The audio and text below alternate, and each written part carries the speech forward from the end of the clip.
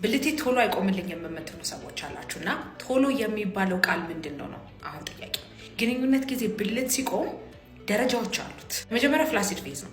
ፍላሲድ ፌዝ ማለት ኖርማል በቃ ሌት ተቀን እንቅስቃሴያችሁን በምታደርጉበት ጊዜ የሚሆነው ነው ማለት ነው። የቆመ ነገር አይደለም፣ ለፍስፍስ ብሎ ቤዝ ላይን ሆኖ የሚቀመጥበት። ሁለተኛው ፊሊንግ ፌዝ ይባላል።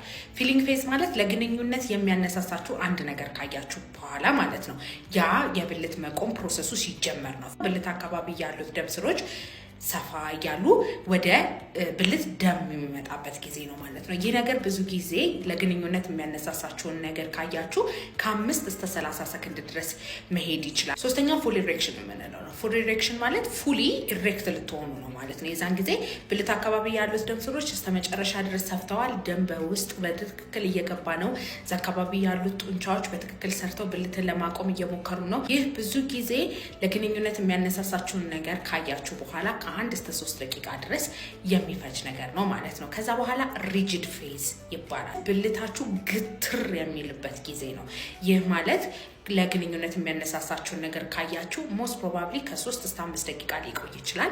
ይህ ጊዜ ማለት ነው ወደ ሴት ብልት የመግባት ጊዜያችሁ ደርሷል ማለት ነው። ከዛ በኋላ ደግሞ ዲቱሜሰንት ፌዝ እንለዋለን፣ ወይም የቆመው ብልት የሚልፈሰፈስበት። ይህ ነገር የዘር ፈሳሽ ልክ እንደጨረሳችሁ የሚፈጠር ነገር ነው። ሙሉ ሪጅድ ግትር ብሎ ብልት ውስጥ ይቆምበት የሚፈጀው ሰዓት ባይ ዘ ዌይ በትክክል እንደዚህ ተብሎ የሚቀመጥ ያለው በእድሜ፣ በሳይኮሎጂካል ፋክተሮች፣ በሆርሞናል ነገሮች፣ ደም ስር እና ልብ ላይ ባሉ ችግሮች እና በተለይ ደግሞ ከምንም ነገር በላይ ለግንኙነት ያነሳሳችሁ ነገር የእይታ ነገር ነው ወይስ የንክኪ ነገር ነው? በግንኙነት ጊዜ በምንፈልገው ሰዓት ወዲያውኑ መቆሙ ሳይሆን ሊያሳስበን የሚገባን ጠዋት ላይ በትክክል ይቆማል ወይ የሚባለው ነገር ነው። ጠዋት ላይ ካልቆመ ደም ስር ላይ፣ ነርቭ ላይ፣ ሆርሞን ላይ ያሉ ችግሮች ይኖራሉ። የዛን የመታችሁ ቼክ መደረግ አለባችሁ ማለት ነው። ማንኛውም ስንፈተ ወሲብ መታከም ከፈለጋችሁ ባዮ ላይ ባስቀመጥኩት ስልክ ቁጥር ከጠዋት 3 ሰዓት እስከ 12 ሰዓት ድረስ ብቻ በመደወል በአካል ለመምጣት ቀጠሮ ማስያዝ ትችላላችሁ። በሬ ሁሉ ጊዜ ክፍት ነው። አንድ ወንድ በሳምንት ስንት ጊዜ ነው ግንኙነት ማድረግ ያለበት የሚባለው ጥያቄ ብዙ ሰዎች የሚጠይቁኝ ጥያቄ። አንድ ወንድ በሳምንት ውስጥ በአማካኝ 3 ቀን ለግንኙነት ያለው ፍላጎት ይጨምራል። ግን በሳምንት 3 ቀን ግንኙነት ፍላጎት ከፍ አለ ማለት ግዴታ ግንኙነት ካላደረግ ችግር ይፈጠራሉ ማለት አይደለም። በሳምንት 3 የግንኙነት ፍላጎታችሁ ከፍ ሲሉ ግንኙነት አለማድረጋቸው ችግር የሚፈጥር ስለሚመስላቸው ነው ብዙ ሰዎች ወደ ሴጋ መምጣት ሱስ ውስጥ የሚገቡት ነው። ያ ትክክል አይደለም። ግንኙነት አለማድረግ የሚያመጣው አይነት ችግር የለም። ብዙ ጊዜ በሳምንት ከ3 ቀን በላይ አይመከርም። ምክንያቱም የዘር ፈሳሽ ኳሊቲ እየቀነሰ ይመጣል። ተደጋጋሚ ዘር ፈሳሽ የሚፈስ ከሆነ የስፐርም ኳሊቲያችሁ እየቀነሰ ነው ይመጣው። ስለዚህ በተለይ ደግሞ እርግዝና ያሰባችሁ ሰዎች በሳምንት 3 ነው። ቢካዝ 48 ሰዓት ጋፕ ማድረግ አለባችሁ ከሁለት ግንኙነቶች መካከል ማለት ነው። በሳምንት 3 ከፍ ሲል ያንን ነገር ስላላደረክ አይደለም የቶሎ መጨረስም ሆነ የብልት አለመቆም ችግር የሚያጋጥም ደም ላይ፣ ሆርሞን ላይ፣ ነርቭ ላይ ያሉ ችግሮች ናቸው። እነሱ በትክክል ቼክ ተደርገው መታከም የሚችሉ ነገሮች ናቸው። በማንኛውም ስንፈተ ወሲብ መታከም ከፈለጋችሁ ባዮ ላይ ባስቀመጥኩት ስልክ ቁጥር ከጠዋት 3 ሰዓት እስከ 12 ሰዓት ድረስ ደውላችሁ ቀጠሮ ማስያዝ ትችላላችሁ። ባይ ባይ።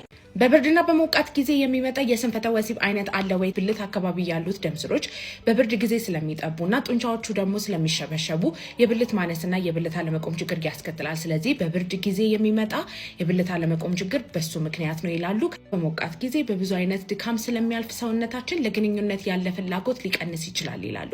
ይህ መላምት በብዙ አይነት ባህሎች ሲከተሉት የነበረ ነገር ነው እና እስካሁን ድረስ ደግሞ እየተጠየቁበት ያለ ነገር ነው። አዎ ቀዝቃዛ አየር ብልት አካባቢ ያሉትን ደም ስሮች ሊያጠብ ይችላል። ደም ስሮች ደግሞ ሲጠቡ የብልት አለመቆም ችግር ሊያጋጥም ይችላል። በቀዝቃዛ አየር ጊዜ ጠዋት ብልታቸው የሚቆመው ነገር ሊቀንስ ይችላል።